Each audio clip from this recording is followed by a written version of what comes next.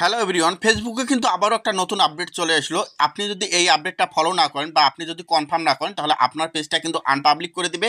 আপনার পেজে যত ধরনের কন্টেন্ট আছে সব কিন্তু ফেসবুক এটা দেখা যাচ্ছে অনলি মি করে দিবে। এই কন্টেন্ট কেউ দেখতে পাবে না, কেউ আপনার পেজটাও কিন্তু আর সাজেস্ট করবে না। তো কোন আপডেটে আসলো, কি আপডেট আসলো? তো দেখুন, ফেসবুকে এমন একটা আপডেট চলেছে যেটা হচ্ছে যে আপনি কন্টেন্টগুলো কত থেকে কত বছরের অডিয়েন্সের জন্য তৈরি করতেছেন। আপনার কন্টেন্ট এমন কন্টেন্ট হতে হবে যাতে 13 বছরের নিচে কোনো অডিয়েন্স দেখলে কোনো ধরনের সমস্যা না হয়। তো এটা ফেসবুককে কনফার্ম করতে হবে যে আপনি যে কন্টেন্টগুলো আপলোড করতেছেন সব 13 বছরের উপরে। তো এটা ফেসবুক কনফার্ম করার জন্য আপনাকে একটা নোটিফিকেশন দিয়েছে, প্রত্যেকে নোটিফিকেশন দিয়েছে, আর অনেকেই পায়নি, তারাও পেয়ে যাবে। তো কিভাবে কনফার্ম করবেন দেখুন, প্রথমে চলে যাবেন আপনাদের ক্রোম ব্রাউজারে। তো আমি এখান থেকে ক্রোম ব্রাউজারে চলে আসলাম। ক্রোম ব্রাউজারে চলে আসার পর এখানে লিখবো কি ফেসবুক, জাস্ট এখানে আমি লিখবো কি ফেসবুক লগ ইন। তো আপনারা এখানে ফেসবুক লগ ইন দিয়ে এখানে সার্চ দিয়ে দেবেন। তো দেখুন, আমি ফেসবুক লগ ইন দিয়ে এখানে সার্চ দিয়ে দিলাম। তো আমি এখানে সার্চ দিয়ে দিলাম। তো সার্চ দেওয়ার সাথে এই যে ফেসবুকের যে অফিসিয়াল ওয়েবসাইটটা আছে, প্রথমে আপনারা আপনাদের অ্যাডমিন আইডিটা এখানে লগ ইন করে নেবেন। তো আমার যেহেতু লগ ইন করা আছে, তো আমি এখানে ট্যাপ করবো। এখানে ট্যাপ করার সাথে আমার কিন্তু দেখুন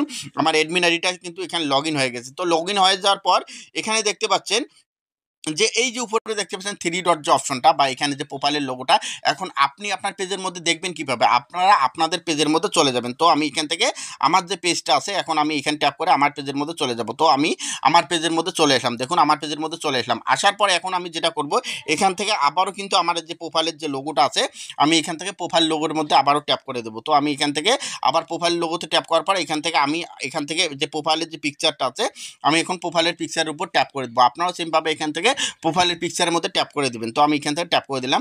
তো এখান থেকে ট্যাপ করে দেওয়ার পর এই যে এখানে যে অপশন আছে, আপনাদের কিন্তু এখানে এই নোটিফিকেশনটা দেখাবে। আমি যেহেতু কনফার্ম করে দিয়েছি, আমার এখানে এসেছে। তো আমি চাচ্ছি যে আমার পেজটা সবার সামনে যাক, আমার পেজটা নতুন নতুন অডিয়েন্সের সামনে রিকমেন্ড করুক। ফেসবুক যাতে এটা ডিসেবল করে দিতে না পারে, তার জন্য কিন্তু আমি এই নোটিফিকেশনটা এখানে কনফার্ম করে দিচ্ছি। তো আপনাদের এই ধরনের এখানে আসার পর এখানে এই নোটিফিকেশনটা দেখতে পাবেন। এই নোটিফিকেশন আসার সাথে সাথে আপনারা এখান থেকে কনফার্ম করে দেবেন। তো আমি কনফার্ম করে দিয়েছি, এই কারণে আমার এখানে আর দেখাতে পাচ্ছি না আপনাদের।